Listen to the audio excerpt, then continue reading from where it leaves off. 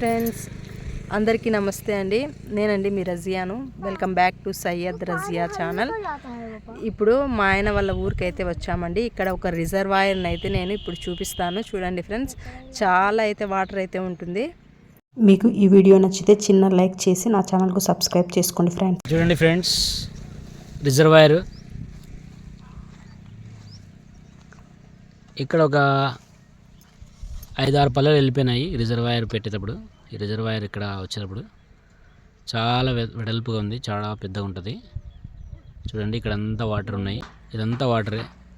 ఇక్కడ ఇంకా చాలా లోపలికి ఉంది. దీని పక్కనే హంద్రీనివా కూడా ఉంది. చూడండి, ఇదంతా కాలువ. వాటర్ కూడా పోతున్నాయి. చూడండి, ఫ్లో అవుతున్నాయి, కనిపిస్తాయి మీకు.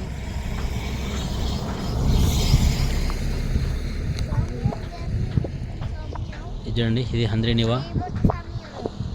దీనివల్ల చాలామంది రైతులకి మేలు జరుగుతుంది. చాలామంది వ్యవసాయం మీద ఆధారపడి ఉంటారు కదా, వాళ్ళందరికీ వ్యవసాయం చేసుకోవడానికి మంచి అవకాశం ఇదంతా.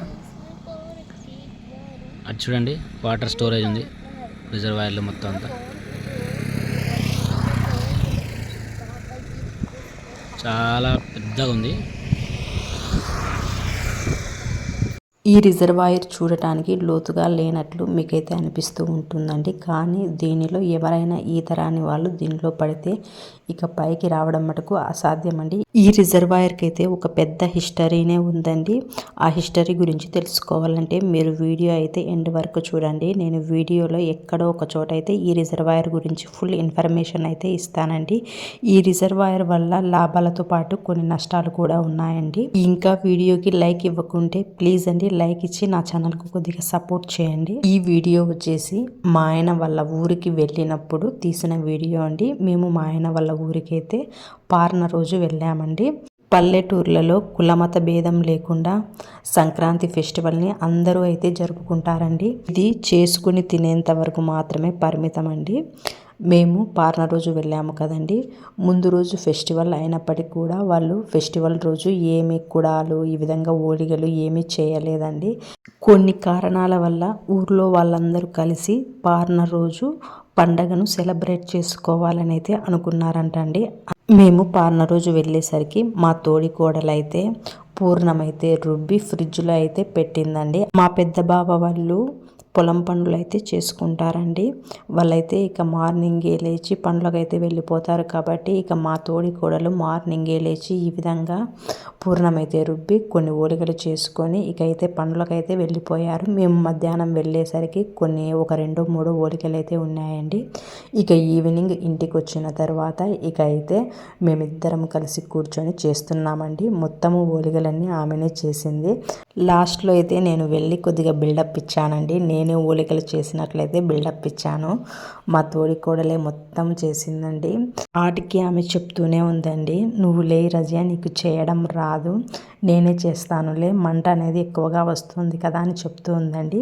నేను కూడా ట్రై చేస్తాను అని చెప్పేసి నేనైతే ఇక్కడ పొయ్యి దగ్గర అయితే కూర్చొని ఆమె ప్రిపేర్ చేస్తూ ఉంటే నేనైతే కాలుస్తున్నానండి.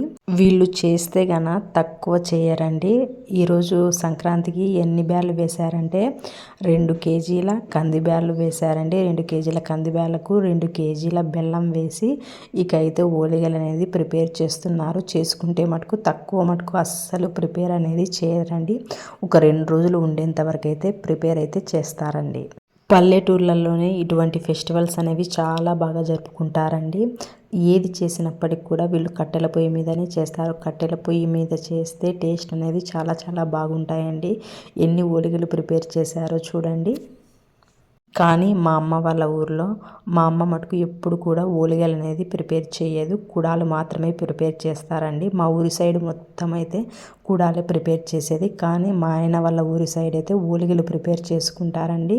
నేను ఇప్పటి వరకు ఎప్పుడు కూడా ఓలిగలు అనేది ప్రిపేర్ చేయలేదండి. దానికి మెయిన్ రీజన్ ఏమిటంటే ఈ కుడాలు ఓలిగలు అనేవి లెంతీ ప్రాసెస్, అందులోనూ ఇవి స్వీట్ ఐటమ్స్ కదండి. పెళ్ళైన తర్వాత ఒక్కసారి మాత్రమే నేనైతే కుడాలైతే ప్రిపేర్ చేశానండి. ఎప్పుడైనా చేయాలంటే పాయసం మాత్రమే ప్రిపేర్ చేసుకుంటాను. ఇక వేరే రెసిపీస్ అయితే నేను ఎక్కువగా ట్రై అయితే చేయనండి. రిజర్వాయర్కు ఒక పెద్ద హిస్టరీ ఉందని చెప్పాను కదండి. ఈ రిజర్వాయరు ఊరికి అనేది దగ్గరగా ఉండడం వల్ల అయితే కొన్ని నష్టాలు అయితే ఉన్నాయండి. ఇది ఊరికి దగ్గరగా ఉండడం వల్ల కొంతమంది లేడీస్ అనేవాళ్ళు ఇంట్లో కొట్లాడుకుని వాళ్ళైతే అక్కడికి వెళ్ళి ఆ రిజర్వాయర్ దగ్గరికి వెళ్ళి అక్కడ పడి అయితే ఎస్ అనేది చేసుకుంటున్నారండి. ఎస్ అంటే ఇక మీరే అర్థమైతే చేసుకోండి, వీడియోలో అయితే చెప్పకూడదు కదండి. అలాగా జరిగిన ఇన్సిడెంట్స్లో నేనైతే ఒక ఇన్సిడెంట్ అయితే చెప్తానండి. ఒక లేడీ అయితే వాళ్ళ అత్త పోరు అనేది తట్టుకోలేక ఆమె వచ్చేసి ఆ రిజర్వాయర్లో పడేది ఎస్ అనేది చేసుకుందంట అండి. నాకైతే ఆ విషయం అయితే మన ఊరికి వెళ్ళినప్పుడే తెలిసిందండి. ఆమెకు 2 చిన్న పిల్లలు కూడా ఉన్నారంట. అత్తగారులు కూడా ఒకప్పటి కోడళ్ళే కదండి. ఆమెకు ఎంత కష్టం వచ్చింటే ఆమె ఆ విధంగా చేసుకుంటుందో ఒక్కసారి అయితే ఆలోచించండి. ఈ వీడియో చూస్తున్న వాళ్ళలో ఎవరైనా మీ అత్తగారులు ఈ కేటగిరీకి సంబంధించి ఉంటే కామెంట్ బాక్స్లో కామెంట్ చేయండి. నాకైతే తెలుసుకోవాలని ఉందండి ఎంతమంది అత్తగారులు ఈ విధంగా ఉన్నారని. అయితే నాకైతే ఒక ప్రాబ్లం అయితే వచ్చిందని నేను మా ఆయన ఇద్దరం కలిసి పొలం దగ్గరికి వెళ్తామని మా అత్తని అడిగితే మా అత్త అయితే అస్సలు వద్దని చెప్పిందండి.